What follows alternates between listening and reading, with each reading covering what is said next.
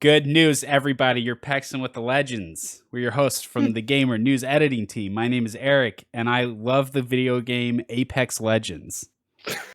My name is Whitney, but you can call me Lumbago, and I too love the video game Apex Legends. I'm Finn, and I hate Apex Legends. I knew it. I knew it this whole time.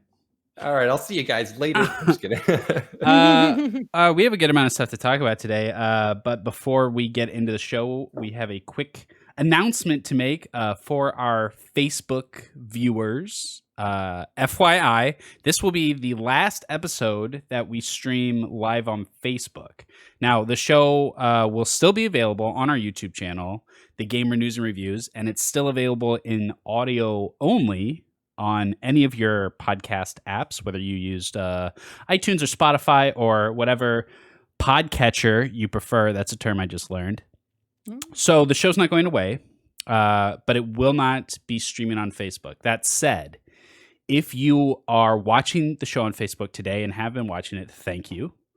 If you would like to see the show on Facebook, there's a chance it could come back. But what we need from you is a show of support. So if you can like and comment on this video, if you can send messages to the Facebook page and let the Facebook gods know that you want the show, then we will see what happens. Otherwise, please tune in to our YouTube channel or listen to the audio version of the podcast.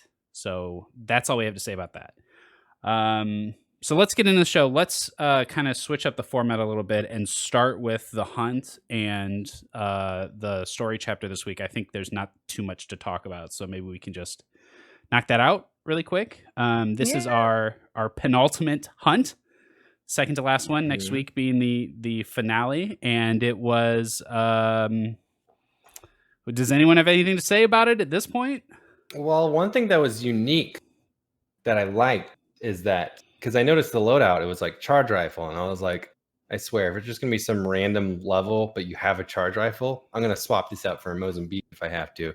But they start you on a dropship, and the dropship is special in that it's much higher than most of them when they land. So you get to use the charge rifle from a very, very high up place. I think it's even higher than Cage. Pretty high up. Yeah. So I appreciated that much attention to detail and like catering to the loadout. And then moving through the cave, I felt like fighting the prowlers in the cave, especially with the zone closing in from the inside of the cave, felt a little more suspenseful than normal. So there were a couple of like very small things I felt like that they did that made it more fun than the last few. But all in all, it's not like they did anything crazy. It was the exact same format. You go in, locate the drill site, start it, grab the thing, track. Mm-hmm. I definitely found it a little harder, like, because I'm just so used to YOLOing, just like going right through, just like recklessly. I'm like, holy cow, like I actually probably should have shot some of these prowlers from the dropship, like it literally says to do. But I actually had to go back. I wouldn't give myself the benefit, because like if you do die in it, they actually let you like just do it again in the game, like in the thing. I was like, no, I'm backing out. I'm starting from scratch. We're doing this in one time all the way through. I'm not gonna baby this. So yeah. I'd actually go back in there and be more thoughtful about what it is I was doing. It's the first one I've had to do that. That is one thing that what Andrew mentioned about sort of like the atmosphere of being in the cave with the walls closing. That was something I kind of picked up on last week too, that I didn't mention when we're in the pit and it closes in completely. I do appreciate when in these hunts, when it can make something so familiar feel very different, feel like something new. And because I don't think the zone ever ends in the caves, or at least I've never played a game where the zone ended and squeezed everybody into the caves. It was at least sort of cool to get a different look at Kings Canyon and, a map that we've been playing for 2 years, or I guess a year and a half now. So that was cool. But of course, like the hunt itself is just the same that it's been every week for the last 8 weeks, I guess. Yeah. But last week, last one, any expectations at this point? I mean, we'll figure out what it is that we're building. We'll like know with certainty. I hope so. Are you going to go into the lore piece of it too, like about like the sort of big reveal that happened after that? Yeah. Let's get into that. So this week's lore chapter is just a conversation between Gibraltar and Caustic. Yeah, Mhm. they're the only two characters in the chapter, and yeah, Whitney, as you hinted, there's a big reveal. You want to describe it? Yeah, well, this is the one where we discover who the mole is, and it's quite a surprise that we learn that Caustic is the one who's been filling Revenant in on the activities. And it's interesting, yeah, and it's a conversation. And by the way, I don't know if I'm the only one, but like I cannot read Gibraltar's dialogue without hearing it in the Gibraltar voice. Yeah, for Oh, sure. brother. Yeah, I mean, all the other ones is kind of like, I mean, I get it, but like, I just, yeah, like I call everyone brother, right? Like, but anyway, Wait, does so everyone have a Gibraltar voice? Because I don't, and you both did it like you just do it all the time. Come on, brother. Hey, brother. Well, he pretty has good. this voice line that I absolutely love, where he goes, "This is a party I'd bring home cooking to." I like it. But anyway, so we figure out who the mole is, and it's kind of strange because the reveal is that, you know, Cossack's the mole, and he sort of has played this protector role to Watson. And we've always assumed, because at some point, that it was like a sort of like a, you know, a fatherly role because she lost her father, right? But what we end up seeing here is that he's just like, Watson is too smart. She's too valuable to lose. And it almost unhumanizes him to me. For Like, sure. it's not about Watson as a human, it's about Watson as a sort of scientific gift, which is that to me. Because I had almost warmed up to Caustic. Almost. He might be a good guy. He might have a soft side. Oh, no, no, no, no. He's only in it for his personal gain. And his personal gain involves having super smart science woman around. Yeah, Yeah. sorry, Andrew. I was about to ask both of you what your sort of read on that was, because it was a little confusing to me, but it seemed like my sort of take on it was Caustic was explaining to Gibraltar that the reason he betrayed everyone was because he didn't want her to be distracted from the pursuit of science. Right. But I also Yeah. sort of read it as that maybe he was not being honest, and it was really more jealousy that she was spending so much time with Crypto. Mm. Did that come through, Andrew? How did you read it? That's a really interesting take. I'll pivot back to commenting on that specifically in a second, but just a quick little blurb. I found it interesting the way that Caustic and Gibraltar were engaging. It was almost like they were both debating two different sort of ways to approach almost.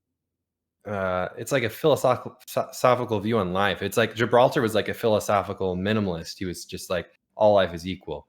Like, even my enemies I protect. Like, you should value life. Life is life. They all have value in their own ways, you know. And Caustic was more of a, oh, I value life too, but it's not equal. Watson stands head and shoulders above the others, for example, because her mind is so unique and valuable, and it needs to be preserved. It was like really interesting to me because they were like representing these two completely different philosophical like standpoints of like the value of life and whether or not it's equal and like how to measure that. Yeah, I don't know. I've kind of felt like that was decently interesting. But like you said, his reasoning, Kozik's reasoning for betraying them and being the mole, I was also like Whitney, a little disappointed because I was warming up to him and I thought maybe he was being framed for being too one-dimensional when he wasn't one-dimensional. Now he's kind of pivoted back to one-dimensional, like cares about his science. You know, if that's truly all it was, is he was just like, oh, I just want Watson to be a little less distracted. So I betrayed everyone by letting. Seems a weird, convoluted way to go about helping Watson still work on science. I don't know. But like you said, that's the interesting thing to me is like maybe he perhaps was jealous of her bond with Crypto, and that's why he got it out. So I like that explanation the best. But you just brought up, which I didn't personally think about that much, and now that you bring it up, I like it. I think that seems a little bit more convincing. Well, and I should add too that like one of the Respawn, I want to say writers, has gone on there to say that like, he's said on Twitter that it's not like a romantic thing between like what Caustic might feel for Watson, right? It's almost just a like, um, I can see it being jealousy in the sense that like you are a brilliant scientist and you're spending time with this other brilliant person, and I am jealous because I am the brilliant person you should spend time with. Yeah, it's possessive. So Yeah, yeah, exactly. exactly. Yeah. Um, I, so it will be interesting to see how this plays out, right? I think so. It did feel a bit like it came out of nowhere. Like it wasn't even apparent from I had to go back and read last week's, and it wasn't apparent that Gibraltar went outside or that either of them went outside or that, it was leading here. All we knew was that, Lobo went in one direction and some of the legends left to go do the next hunt, which we saw. But yeah, it just sort of it for a second I felt like I had missed a chapter or something. Mm-hmm. Um, You bring up a really good point. I almost feel like this entire experience would have benefited by at the very end of each dialogue, it would like pull up almost like this very basic simplified map of where the legends are right. and like seeing their icons move.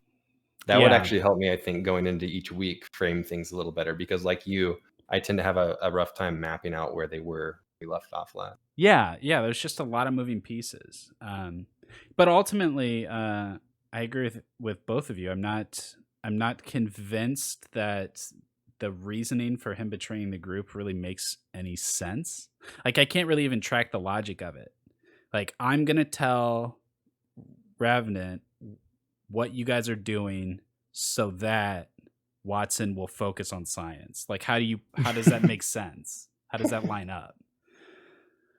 I don't It know. will be interesting. I mean, there's clearly a scientific element at play here because you do have the sort of like everybody plays a role in this, right?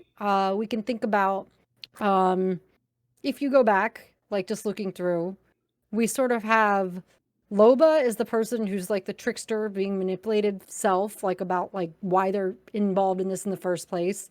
You have Bangalore, who's playing like the like, oh, I can't believe you got us into this mess, but then also feeling sort of obliged to say like, okay, but I still have to help, right? Mm-hmm. You have like the sort of Gibby being Gibby. We already just talked about the moralism of that. You have Caustic really being like very like, almost warmed up, and then he's like a sinister motive for the thing that he's doing. You have Watson. We've had a sort of moment where we've seen her level of brilliance shine through and like forging this bond with Crypto. And I remember recall like was it last week or the week before where it was Crypto versus Caustic, right? Right. So you sort of see that like he's the one who's being falsely identified, which is something that's kind of happened to him before, right? That's totally they've said that like his sister was kidnapped and presumed dead, but now we know that his sister presumes that he's dead or presumed that he's dead. Mm-hmm. So I guess like all of this to say, and I'm trying to think of like who else. I'm kind of thinking of this on the fly, but I think what's really interesting is that we've seen the sort of character traits all come out in everybody, right? Maybe Definitely. Mirage a little bit less, but a little bit. Like you saw his bubba bubba bubba, and we've seen Octane be an Octane. He's not the brightest crayon on the box, right? And we've seen Lifeline just sort of feeling like she has to go after Bud, and that's kind of who her character is. So I feel like if they've done one thing through all this, when you put everything together, it's really, really found an interesting way to bring all these characters' backstories together, or maybe not backstory is not the right word, but personalities together Yeah. and put them in the same room for the first time. Yeah, I totally agree. It really felt like every single legend had a moment to shine in this story. And more than I appreciate the narrative arc, I just appreciate like getting to know these characters better. Mm. And I think that's something it definitely did very successfully. So where things left off, what you hinted at, we know Revenant is coming for Loba. Loba is sort of lone wolf right now, but Bangalore and Gibraltar are going to go try to defend her, and we're building up to this final showdown in the last chapter. And we also know that we're going to finish building the artifact next week. So, Whitney? What do you think about the idea that Otherworld Revenant comes and takes down Revenant in Halloween World, and now Loba sort of is indebted to him because, it's this Revenant. I don't know. Sometimes when they do like alternative universes, timelines, and stuff like that, I personally sometimes feel like it's like an easy way to rewrite the story without having to actually rewrite it. But Yeah.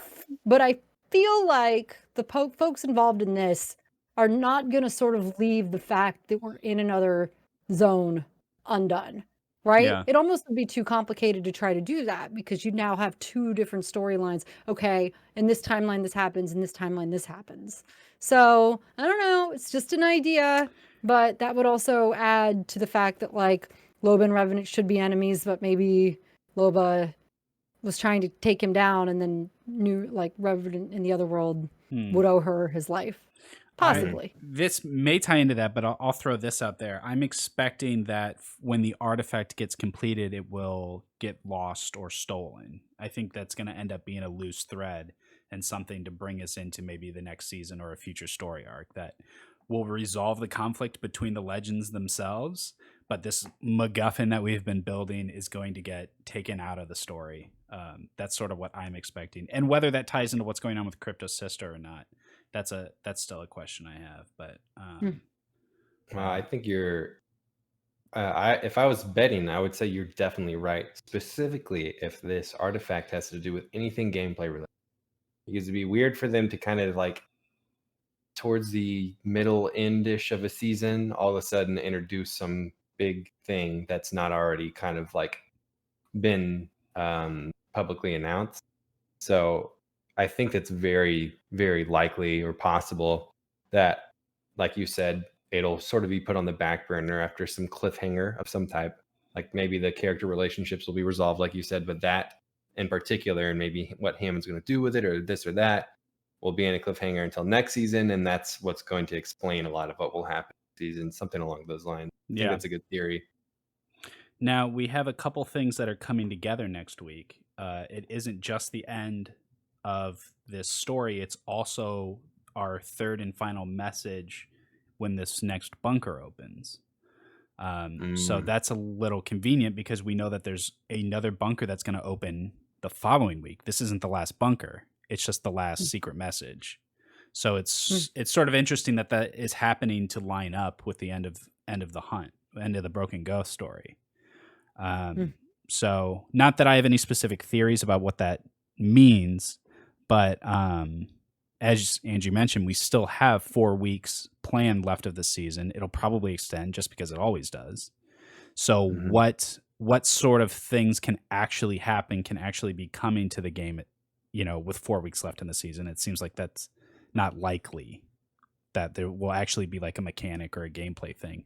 But with these last 2 bunkers and with this last secret message, it seems like we are building up to something. And with this last hunt, is there any? You guys have any ideas about what that is or what might happen next? Well, one thing that I can say is that in the past seasons, they have definitely had in-game teasers, which we also have here, right? But we sort of have these two simultaneous things happening. We have the underworld story, the Halloween world, as you like to call it. But we also have what's happening with crypto in the world that we are in right now, like in the actual battle royale world. So what I've noticed in the past is that like it's sort of near the end of the season, they start adding more and more teasers. So I feel like the bunker teasers may just be a piece of it because at some point here, they are going to introduce us to the new character. And the only reason we know it's a new character is because it has been consistently Apex's model that they would be introducing a new character every season. But they've said that they haven't necessarily done that with guns. And who knows, maybe this is the first season they choose not to do that. If it is, I have a lot of legend tokens that are just going to keep going to waste. Just re-rolling your daily quest. Yeah. But so I think that, once this story ends, it's going to be like there's going to be something revealed. And it wouldn't actually surprise me if there's some other in-game teasers in the following weeks that are tied to that. And I would say it'd be very unlikely that they would like introduce something crazy near the end of the season. But I feel like some things were introduced kind of near-ish the end of the season. I can't really remember when the Bloodhound area was introduced, but I do remember there was the split in World's Edge, and then I feel like the Bloodhound area in World's Edge actually came later than that, It so kind of was. later in the Mhm. season. Yeah. So who And- knows? Well- Like, We will have, if it goes by tradition, we'll have another event this season because we just had our collections event just ended, and before the season ends, it's likely we'll have a progression event like the Bloodhound one, the Mhm. previous season. So Yeah, so like if something is coming like that, I believe we will at least know a little bit in advance by way of trailer and some sort of announcement. So I guess we'll see soon enough. yeah. So our next bunker opened this week. It was the bunker outside of artillery, and you can access it with Crypto's Drone the exact same way. It's the exact same bunker as the last one that opened, and it has another message from Mila, and she's telling the story of when she was captured by the syndicate, and that what they wanted from her was how she and Crypto found the algorithm. Is that something we've ever heard of before? Is that a callback to algorithm? something? Yeah. Yes. So when crypto was first introduced, the reason why that whole fiasco happened is because they found the algorithm that an algorithm that essentially would tell you who would win for the game. Right. And so that opens up this huge underground betting. Like it's they said this could change everything for us. Right. And then of course disaster strikes because it was found out that they did crack this algorithm that supposedly was linked to the games and predicting who would come out victorious. Things to do with that. Okay. Cool. So that makes a lot of sense. So in this message, we know that the syndicate did actually catch Mila. I think last week it wasn't clear if she had gotten away, if they were after her. We have one more message when the next bunker opens. There are 2 bunkers left to open, and they are both around slums. So here's my harebrained theory. Ooh. If we open a bunker at slums and get the last message, is Mila in the next bunker? Are we going to rescue her out of bunker number 4? Because why is the next bunker the last message if there's another bunker after it? There's got to be That- something because you hack it the same way and something. There's something. What is it? Ooh, now my mind's all spinning. Because now I want to say, like, I think we were talking about this before. Like, slums would be a cool area on the map that has been untouched forever, and even that entire area is kind of untouched. Yeah. That if they did some changes, Right. slums would be a cool place to see those changes. Like, I think the joke was like, all of a sudden it gets gentrified and it's like high-rise apartments. All Yeah. it's like something totally different. But yeah, something like that would be really cool. I like that idea. I like the idea of actually finding a person in the bunker. It would even be cool if they led us to believe that we would find her in the bunker and then it was somebody else. Mm-hmm. Like Loba's blue-haired ninja lookalike friend. Do you remember him, the hacker? Yeah. He had a hacker buddy too. That's Everybody's got one. I don't know. It'd just be funny if they just did something to subvert our expectations, like Forge. But even just Mila herself would be super cool. Like I like that idea a lot. I'm dying for anything that would shake it up for us. Yeah. In that last bunker would be cool. Like Whitney said, it has to be something. There's no reason to have it one more bunker if it's not something, right? Well, and I wanted to point out one other thing. So in the season trailer, which we may not have ever talked about this on the show, but the season, it was not the gameplay trailer, but the actual trailer where it's sort of Loba breaks Skulltown, basically. There's a very small moment where the name of another planet flashes on the screen. And it says, don't whatever do this to me. facility. Don't start Yeah. talking third map. My heart can't I'm handle just it. saying. It says that there's another facility, and the other facility is on another map. Yeah. And I mean, that's ultimately the dream. Like, yeah, like not that I want more maps forever, because I think 2 maps is very good for the health of the game. But like new map is always going to be the hypest thing possible for Apex. Like 100% new map. So like it's been a game of trios. It'd be cool if there were 3 maps they ended up settling on and then changing those 3 maps sort of cyclically. And imagine if that new map is a facility on an asteroid in space. Let's go. I want it. Apex Legends in space, baby. Low grav mode. Wait, have they done That'd that? No, I don't think they have. But yeah, and just for a little extra context for those who are listening who may not remember, it was while they were in the facility where there was lots and lots of revenant bodies, right? So the theory would be that whatever this facility is on another planet is where the source code also is. mass producing, and they're also mass producing a bunch of these other revenant characters as well. So Revy boys, yeah. So just to jump gosh. back to the hunt quickly, like the whole point of getting the artifact is to trade it for revenant source code. Now, I don't really think that's going to play out that way. Like that was obviously the setup. I don't think that's what's going to happen. But on the other hand, what if she trades for the source code and we find that the source code is on another planet and then we're on an asteroid? Wait, something crazy. I like it. Wait, something crazy. Yeah. We have seen all these different revenants, right? Could it be possible that the same way that there is an alternative world revenant, that they have sent this revenant to be the sort of overlord of this other King's Canyon world that we play in? Could it be possible that they are using whatever technology they've used to put Wraith in all these different like portal worlds, right? Could it be possible that they're putting revenants in every one of those because they want to control every timeline for some reason? Whoa. My head hurts. All right. Well, we'll leave that. You can think about that until next week, folks. Bam. Before we get to our main topic for the day, there was one thing I wanted to bring up briefly, which was this new player bundle. Have you guys seen this in the shop?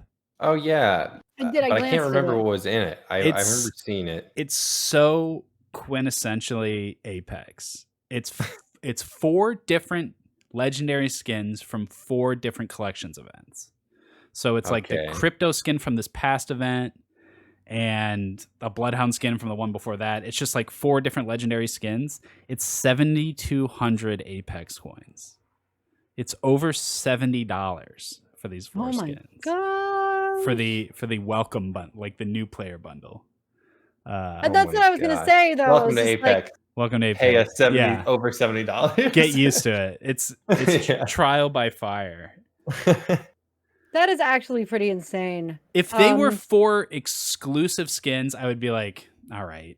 Yeah, I understand. Here's my wallet. Like, I get it. But it's just and as we know from these $220 collection events, like people are gonna buy it. That's why it's the reason it's $70 is because they can get away with charging $70. You know what makes me so sad is that I finally broke, and I've never bought anything from any of these collection events in this season because plot twist, I didn't have the battle pass until recently. And instantly had just found that out. 80 levels worth of things available to me, and that's not buying 25 levels. That's like just the battle pass. I was like, I'll throw in some extra coins. I threw in a lot of extra coins, and I bought 3 legendary skins for Legends. It was about $60, and then I was like, I'm now one of those people. Like they got me. They straight up got me. So every now and then, it's just a moment of weakness. Yeah, and I mean, yeah, that's the thing, isn't it? It's probably is a deal for those 4 skins. Like probably individually, those would have been more than $70, right? They'd probably be like 80. Yeah, exactly. They're giving you like a very small deal on 4 character legendary skins, which is like just not quite. It's amazing. It's amazing. But you gotta pretend to be a day 1 player. So I remember in Fortnite, it was like a big deal when they brought back like I forget what it's called, skull something. There was like a black skin that like had like the little skull emblem, or had like a body. It was like a skeleton. But it was such a huge deal because it was a season 1 or very early season 2 skin, but I want to say season 1. So it proved you were a day 1 player. And there was all this controversy because they knew they could make a ton of money if they brought it back. And so what they ended up doing is they brought it back. But basically if you had already had it because you earned it that first one, then you got like a green version of it. So you still do have your status symbol, right? You Oh, could use okay. that, like you could only qualify for that. But that was the one that like people were selling in skin, like Apex or not Apex, the Fortnite skin trade for like $300, right? And Yeah. we'll ask if it's like worth it, but like for these folks that like some of these folks, like they really care about this kind of thing and they want to pretend to be seen as a day one player. So if you have an event skin from the past, they're like, oh yeah, like it's cool to me because it shows that I was around early on. And that mentality is tough for me, but like I remembered seeing it in Fortnite big time because, you know, it was really in season 3 that people started playing, but people like to like sort of sport their seniority. Yeah. Um, which I don't see as much in Apex, but I was also a week 1 player, And so it hasn't been I around wouldn't see it that right. long. Yeah. I don't Yeah. know. I'm all about new. I always want the newest one. Yeah. I was gonna say, Yeah. I understand all of those desires, but with Apex, there is no mark of the day one player. Honestly, even the old skins, like nobody, because they're so um just not unique essentially, like nobody could tell you what the first variant of the first Wraith legendary skin is. No, Yeah. like they just know that it's one of the like ones that came about for a small amount of time. So there really isn't that. So like Eric said, I think what they could do is just a little tip of the hat to the player, some extra respect if they're going to charge honestly almost exactly full price for these. Throw in like even just one thing, even if it's an exclusive badge, something new, like just anything to make it so that it truly is like a, oh, here's a deal. Because it all of these deals they offer never really quite seem like they're deals. They just kind of seem like repackaging for perhaps a couple dollars less. But Yeah. yeah, It exactly. I just want something else because I do want to show my status and flex on everyone, but I don't think I could with these skins. You know, like they are for sure making their money and you can't fault them for that. And it's like a right? free to play game that needs support. Hmm. And we can't have the hunts and the bunkers and all this stuff without that. I get it. Exactly. I appreciate it. But it reads as like a little low effort or a little greedy when it's just like, here's 4 old skins you could have gotten during those events and please pay us $70 for them rather Yeah, than, exactly. something exclusive or whatever. I But mean, well, monetization is always complicated, right? Because I think that there's a whole fan base here, and don't take this the wrong way, anyone listening. I'm telling you just like how it is. There's a whole contingent that are just like, this is a big game that's owned by EA, but we also live in, well, that's what's published by EA. But we also live in an era where people, I believe, are more inspired than ever to support independent, smaller creators. So when you see, like, basically, if like Respawn came to me and said, "Hey, we need some of you to chip in $30," they wouldn't say it like that, but like if you want us to keep creating the game, like I would be like, okay, you know, $30. I love this game. I put a lot of time into it, which is very, very different to me than to see this huge entity, EA, that you know is having success with their Madden franchises and stuff like this, just shoving down this throat, just like, look at this quote deal we're offering you. For like these skins when someone like me is just like, you know, like trying to divorce like that aspect of it from just supporting the developers who are creating a cool game, you know? I mean, I think yeah. Warframe, like, people are fine with paying their microtransactions because they really support the game and they really believe in the game. And they know that that's how it gets better is through them buying their skins and their gear and whatever it is. And I think that that's like a really cool mentality. But Apex, I don't believe, could do that the same way because, again, that big, big EA backing, Yeah. right? Yeah, exactly. It's not necessarily fair. So just to what you both said, it's like the developers certainly deserve money. They certainly deserve to for their fan base to show up and show that they care and to tip their hat financially. But the image is like a careful thing to approach, especially with a publisher like EA. You know, they should think a little bit about how it could potentially come across badly, and a few tweaks could, I think, go a long way when it comes to just how it reads, like you said. So yeah, it's an interesting topic, but Yeah. Yeah, it's really just more the impression of it than the facts behind it mhm, because like the way it looks to us doesn't really matter when they're, making money hand over fist. And mhm. that sort of segues into our main topic of like the way things look versus the way they are, we want to talk about the skill-based matchmaking in Apex Legends. And it's a hot topic, not just for Apex, but for really all competitive games. And it's something that most games will adjust a lot over time, constantly revisit, and eventually try to find something that works best for them. The reason we want to talk about it is because of some somewhat recent statements from the developer team, and some ongoing concerns that we have just about how Respawn believes that the skill-based matchmaking is working, that they have concrete evidence that it works. And I want to talk about what that means. What does it mean that the skill-based matchmaking is working? So, Whitney, since you've done the most research about it, and you've written a piece about it for The Gamer as well, can you tell us a little bit about how the skill-based matchmaking works in Apex and why it is the way that it is? Okay, so none of these companies, like, it's all proprietary. They're going to tell you about how exactly they calculate their skill-based matchmaking. And there have been a lot of hypotheses about, well, is it based on KD, or is it based on like your rank and ranked modes? But the one theory that seems to hold the most water is like movement. Like, how many keystrokes can you do in a second? How well do you move around the map? And then the idea being that, like, they will lump you into categories with other people that sort of play the same way, with the theory being that, like, if you're making more actions, then you're probably a better player. You have better reflexes, maybe even better aim, right? Theoretically. But the and maybe also with some like KD and stuff in there as well, but that's one of the big factors. So what we're sort of seeing here, though, is that people who are really pretty solid at the game have to really, really work hard to just play even a quote normal game, right? And there's two sides of this issue, which is, on the one side, why should a player who is just naturally good, who's done up their skill, why should they have to play really, really sweaty, difficult, challenging matches every time, especially when we're with Finn and he's carrying around a potato like me? Finn's over here getting 20 kills and I'm like sitting here with my like 30 damage. No, I'm just kidding. But almost. Gross Anyway, exaggeration.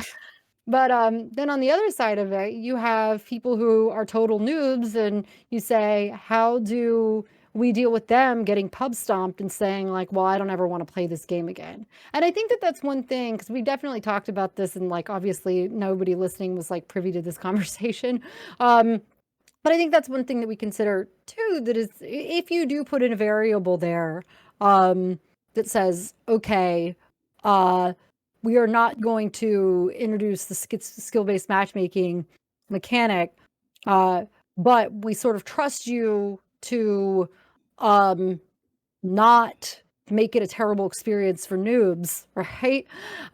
You're going to still get the pub stompers who just all day long, they just go in there, all they're after is kills. They don't even care about wins. They like just drop solo all the time or whatever. And again, I don't want to say it's like a good or bad play style, but it's not the way that this game is sort of designed to be played.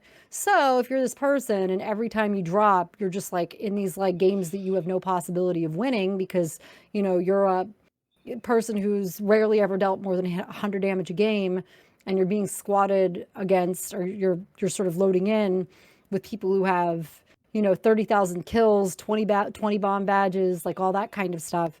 That is, I would believe, a frustrating experience. But on the other side, it's super, super frustrating that I can't play with my buddy Finn and just hold my own. I just feel like every game I was downed within a few seconds, which is like, if I squad with solos, like, I actually feel like some of my games were too easy. Yeah. So Respawn says that they have hard evidence that the skill-based matchmaking that is in the game right now works. And by works, they mean that people play more often and play for longer. And that they have taken it out, they have adjusted it, and they have come to find that the current skill-based matchmaking system works. The concern is that it is not working for everyone, and that's something I think Andrew can speak to.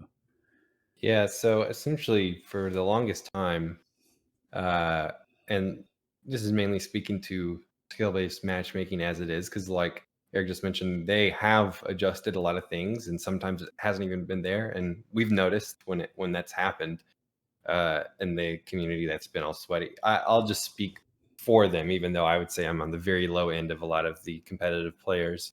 But as somebody who, grinded really hard, has a lot of hours, and did the whole predator grind and everything like that, the main complaint that comes from that side of it is, which is a small minority of players, is that why is it fair for us to be punished for being good at the game and playing the game a lot?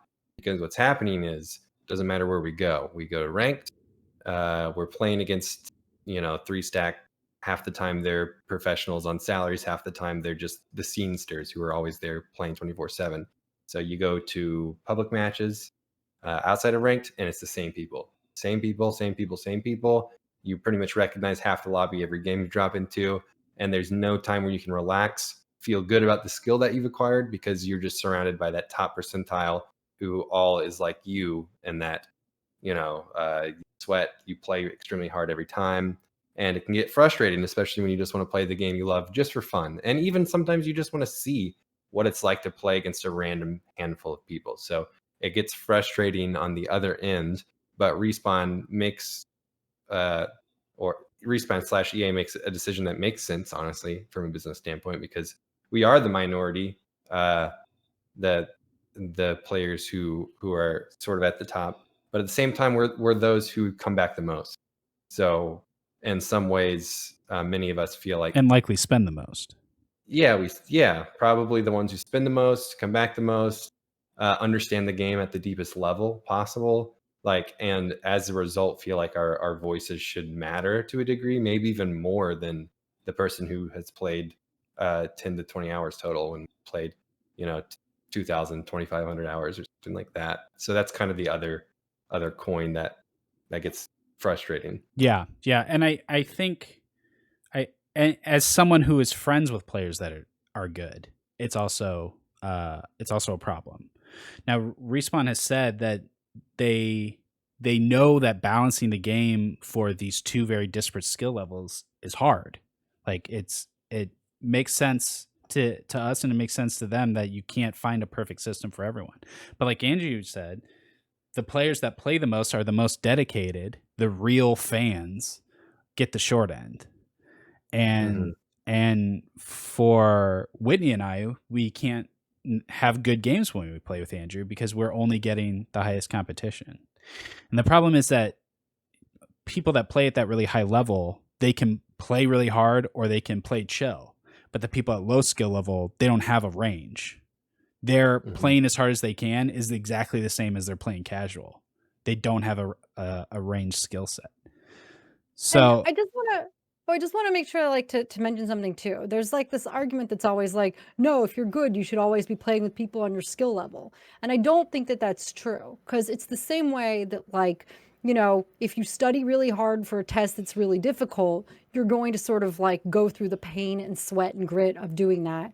But if you already feel like you know all the stuff and you just want to be able to sail through it, like, you're going to put in a different level of effort, but there's no opportunity for you to have that. So I'm thinking in particular, it's like maybe you play really sweaty when you're in a team game and you're like not on your stream and you're really focused and all that kind of stuff.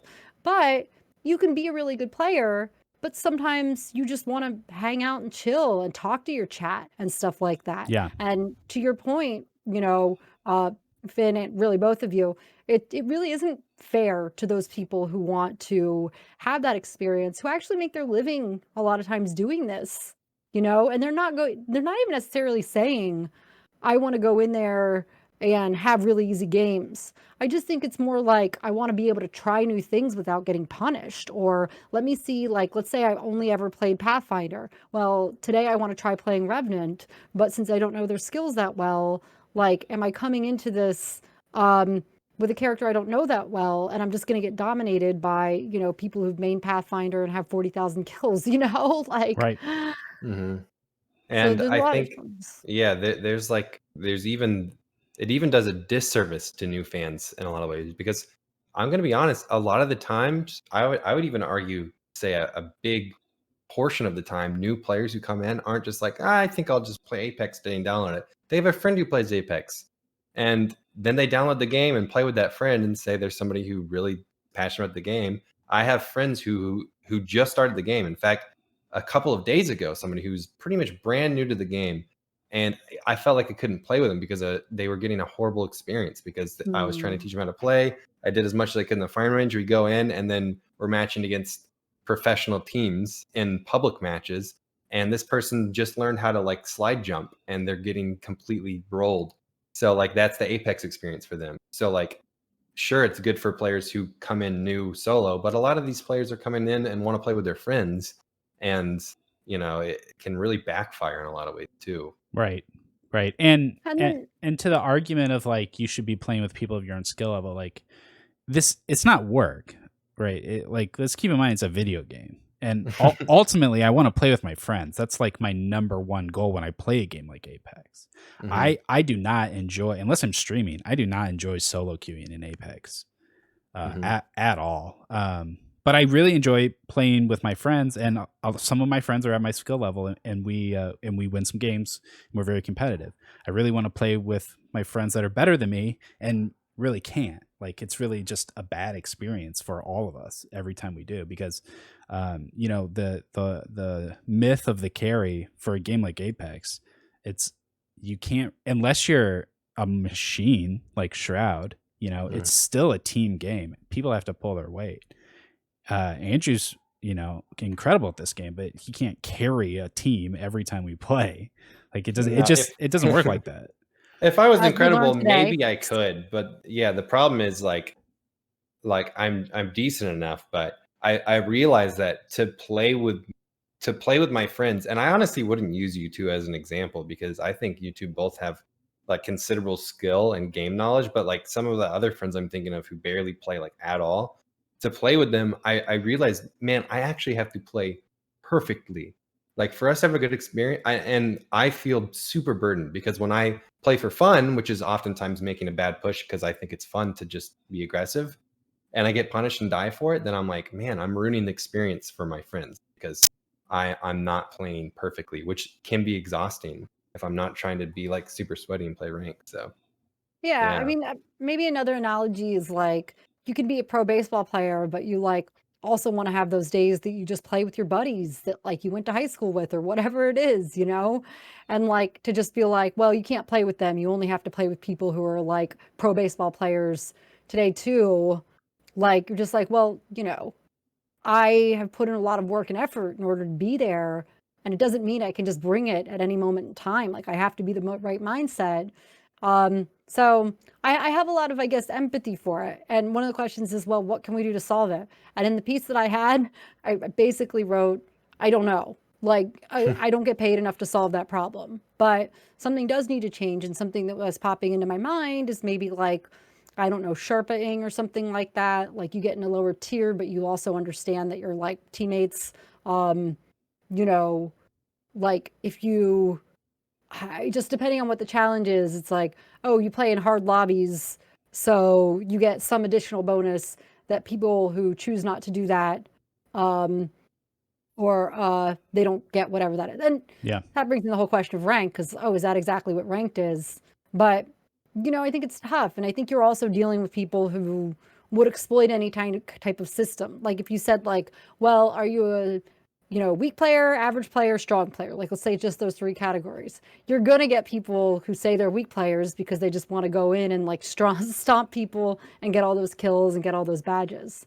So it's a fundamental. It's like right now as it stands, it's like a design flaw, right? Right. So how do we solve it? I mean, so I'd started to mention like the idea of like a Sherping experience, which is maybe you mix the lobbies, but they're more forgiving in some ways. I don't know. I guess I don't I, really know. I think you mentioned rank, and that's something when we first started talking about this subject that we brought up, and the notion that if you want to play with people on your skill level, you can do that in ranked. And right now, if you're a silver gold player, you have a much better chance of winning games, winning some and losing some, and sticking at your skill level in maybe mid gold than you do of just playing casual games where you're going to get stomped. Yeah, casual games where you're matched with players who have been deemed by the algorithm to be like predator queue players or whatever. Right. So if you want a fair experience right now, that's ranked. Mm-hmm. Well, and so we talked about this too, but I've been thinking about what I think I don't necessarily love about just ranked being your entry into the game, right? And I would say that for me, I feel like I don't necessarily want a judgment assigned to my skill level that I didn't sign up for. You know what I mean? So if I'm like choosing to not necessarily play ranked games because I don't necessarily like care. Well, let's say, for example, I don't want to play ranked games because I don't really care what my rank is alongside of everybody. I'm way more interested in the lore. I'm way more interested in the characters. Mm-hmm. I'm way more interested in like, something like that. Then it's really hard to onboard me and say like immediately you have to prove your skill level, Well, yeah. Like to me, So- that's the long and short of it is we all have a culture before Apex ever came out of ranked and unranked. And unranked is always the mode that's going to be casual and where you go to learn and play pressure free. And it's kind of awkward here because the image doesn't necessarily match the experience. And to me, even though like what Whitney was saying, I think is really accurate. It's like that's what a lot of new players that come in, they don't want to be judged by a ranking system no matter what. They just want to go in and have fun for their first experience, right? But you are being judged even in that. It's just an obfuscation thing. It's just not visible. It's just not visible. So you are being judged. There's an algorithm that's judging every little keystroke you make, and everything matters, right? It's just the thing is the image. So that's why, to me, the only feasible solution is to rebrand some of these playlists so that their images. There's like this ranked mode that's very, very. This is the mode that to play Apex. It's ranked. Ranked is the only mode. This is the mode, right?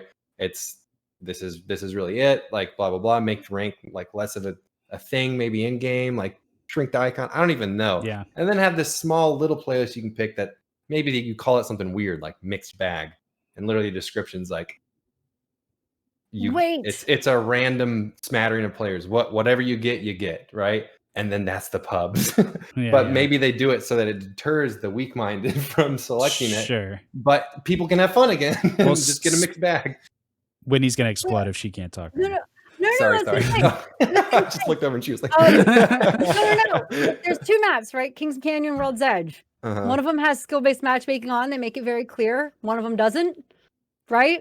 And then you can sort of choose which one you want to do. Yeah. And then they just swap when the maps like would normally swap. And I get that they only have so many player base. Yeah, that would be interesting. Yeah. We know that splitting the queue is always a big deal. You can never do that lightly. And right now we have 2v2, 3v3 casual, and ranked. And occasionally we'll have a limited time event that'll give us a fourth one. But anytime you split the queue, that's a big deal. But I think what we're talking about here is that for this group and for the people that we like, the players that we want to represent, there should be three. There should be a casual, which is no skill-based matchmaking, competitive, which has skill-based matchmaking, and ranked, which is ladder. Right. That would solve our problems if there was casual, competitive, and ranked. Right. But then that introduces new problems because now you have 4 playlists, sometimes 5 when there's a limited time event. Yeah. And as a game ages, player base typically decreases. So like I see why they haven't gone there, but I think that would probably be the best solution for like what our problem is. Yeah, exactly. Like let's say that player base is not an issue and player attention and numbers are all healthy. That would be incredible. But like Eric just brought up, there's unfortunately that problem. And to be honest, so today I was kind of malding a little bit, being mad and balding, because I was getting laid to rest in our public matches more often than I like to. And so that's kind of how this topic came up. But in reality, we're kind of towards the end of an event. Like the player base is probably lower than it has been. So the people who are sticking around are all really good. So the people to choose from and match with, honestly, the pool is smaller, and it's more concentrated on good players anyway. So it's like that's kind of the nature of what happens to games. Like if you Right. go into StarCraft, man, a lot of good players playing StarCraft right now. Game's a decade old. Yeah. And there's So yeah. there's all these factors to matchmaking beyond the skill base. There's also connection. There's also queue times, right? So like they want to make sure they're trying to balance all of these things, and they know that longer queue times dramatically affects people. Mm-hmm. So like, okay, we'll get them in the games faster, even if the games are worse. They would prefer to have worse games with shorter queue times. We have found. So yeah, you can't make everybody happy.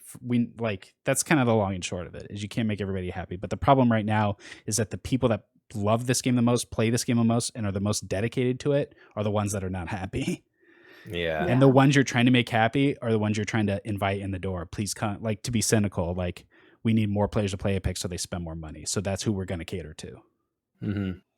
Which is like, it's just how it is. It's not like that's not understandable. Yeah. But it's good that we, I think, have revisited this discussion, because it's been a while since I feel like it's been verbalized. So yeah, and there was something interesting in the piece I read recently about one of the designers saying that the people who complain about the skill matchmaking are the minority. So I think it's important, like, if you have a problem with it, to talk about it. If it is impacting how much you enjoy the game, like, people's voices do need to be heard. And if we are the minority, then like, they shouldn't change anything. They should not change anything for us if it's a very small amount of people. But I do worry that it is the core fan base that's suffering. Yeah, and that's essentially how it appears to be.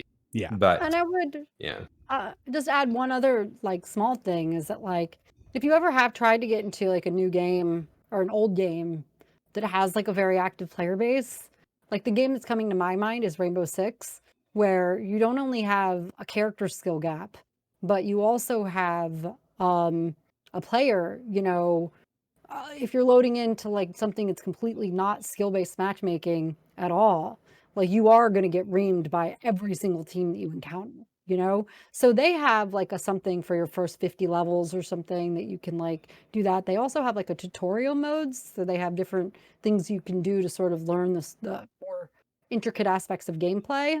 And it's not necessarily something that I would necessarily know to work for Apex, but there are other strategies that are beyond just, okay, fix an algorithm. You know what I mean?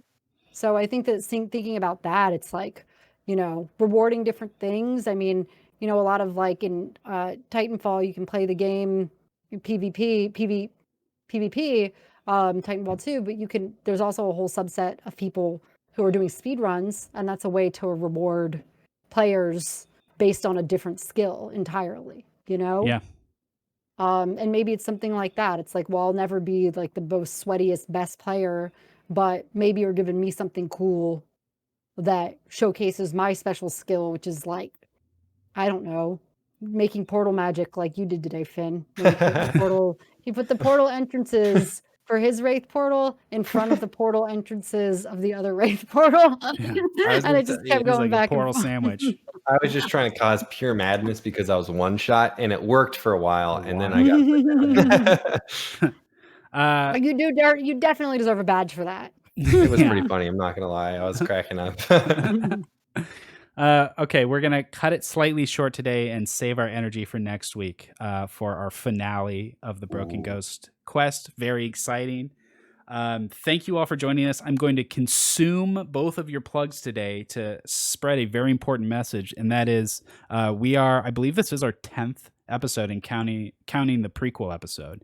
And we would very much like to hear from you. If you're listening to the show, if you are becoming a fan of Pexin with the Legends, please, if you could leave us a review on iTunes. If you could message us on Twitter at PexinL is the Twitter page for the show. We'd really like to start hearing from our listeners and becoming more of a community for the game. I think that would be really cool. So reach out to us however you like on Facebook, on Twitter, and leaving us reviews either on Spotify or iTunes, wherever you listen to the show. That would be fantastic. So thank you so much. And we'll see you next week for the final mission of the Broken Ghost. Bye, everyone.